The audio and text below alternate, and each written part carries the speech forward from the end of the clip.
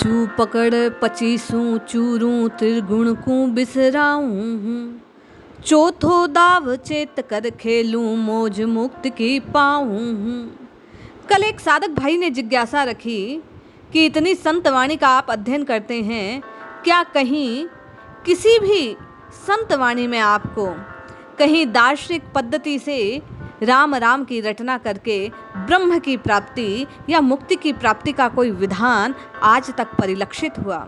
उन्हीं साधक भाई की जिज्ञासा की पूर्ति के लिए आज मैं और आप राम स्नेही संप्रदाय के एक अद्भुत संत स्वामी श्री रामचरण जी महाराज की वाणी से एक पद को श्रवण करते हैं और इसके माध्यम से तार्किक और दार्शनिक विश्लेषण को सुनते हुए राम राम राम की रटना करके मुक्ति कैसे मिलती है, ये राम नाम कैसे जादुई असर आपकी और मेरी आत्मा पर डालता है, कैसे आत्मा राम से आपको और मुझे मिलाता है, कैसे सुरति में उस नित्य नवीन परमात्मा को, नित्य भूत उस अंश को आप और मैं प्राप्त कर सकते हैं, इसकी बात बतलाता है।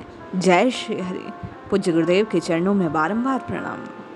साहिब लिखते हैं, रूठा राम रिझाए मनाऊं निसी बासर गुण गाऊं हूँ, नटबाजू नाटक करमो हूँ सिंधु राग सुनाऊं हूँ, सील सुरति दया आभूषण भाव क्षमा बढ़ाऊं हूँ, सुरति निरति साई में राखूं आन दिशा नहीं जाऊं हूँ, रूठा राम रिझाऊं हूँ।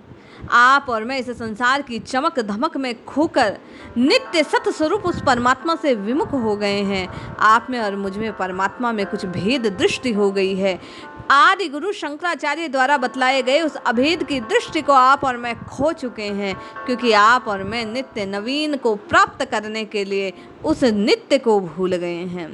साहिब कहते हैं कि राम राम राम राम राम रटना करने से, रात दिन केवल और केवल उस परमात्मा के गुण गाने से साधक उस रूठे हुए अद्वैत तत्व को, उस रूठे हुए राम को मना पाता है।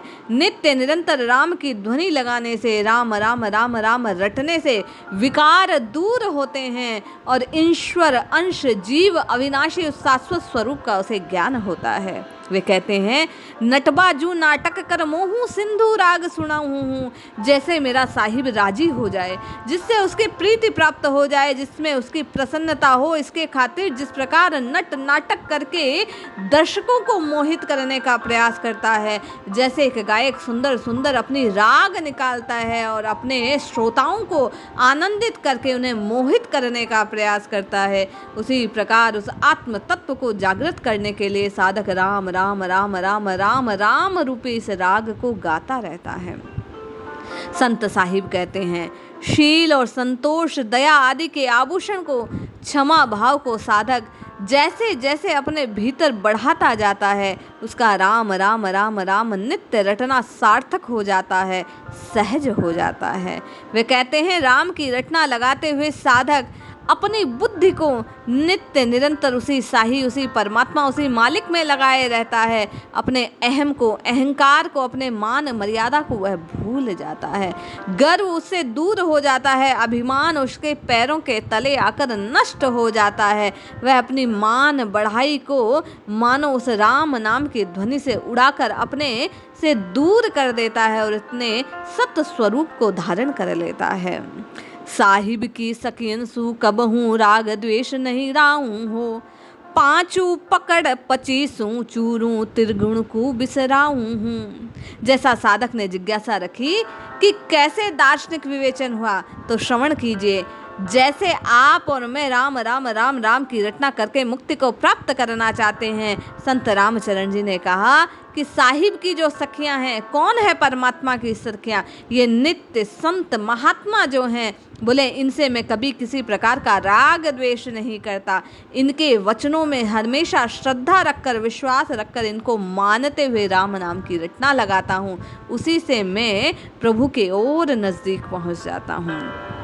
पांचू पकड़ पचीसूं चूरूं, 5 तत्व कहे गए जिससे इस शरीर का निर्माण बतलाया गया।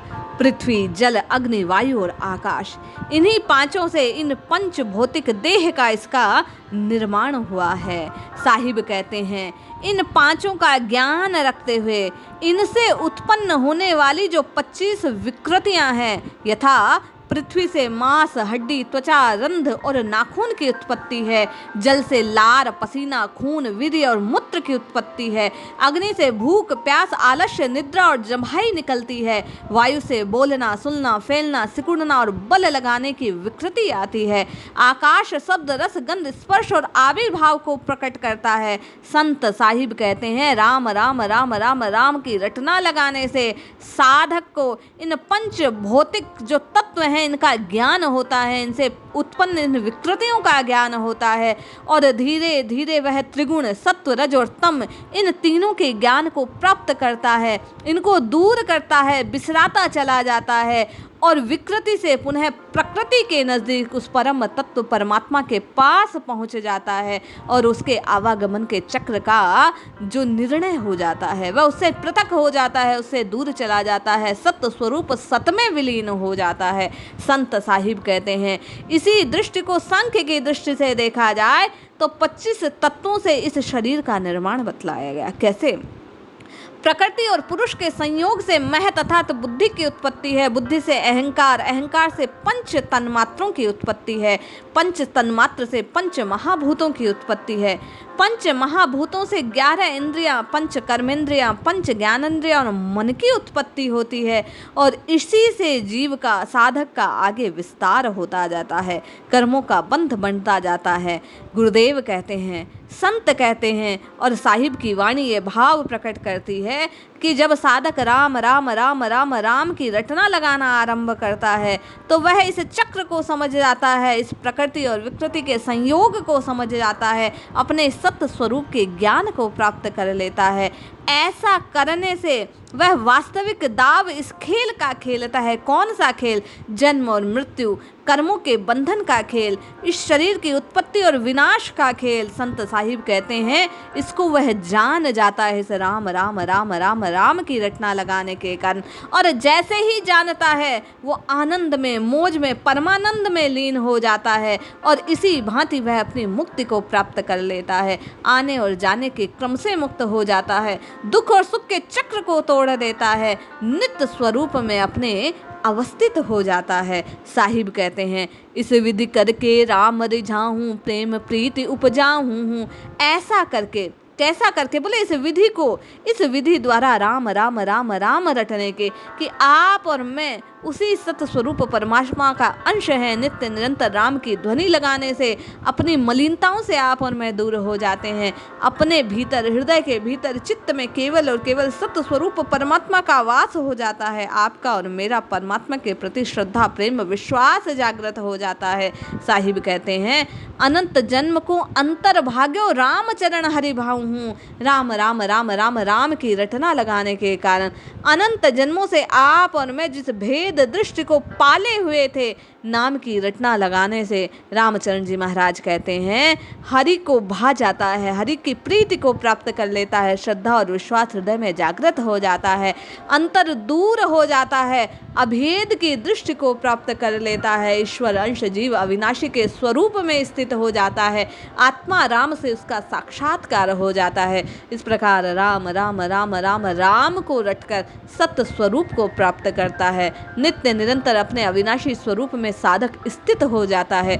इसलिए जपते रहिए, रटते रहिए और प्रभु को पुकारते रहिए, निश्चय ही लाभ होगा। जय श्री हरि।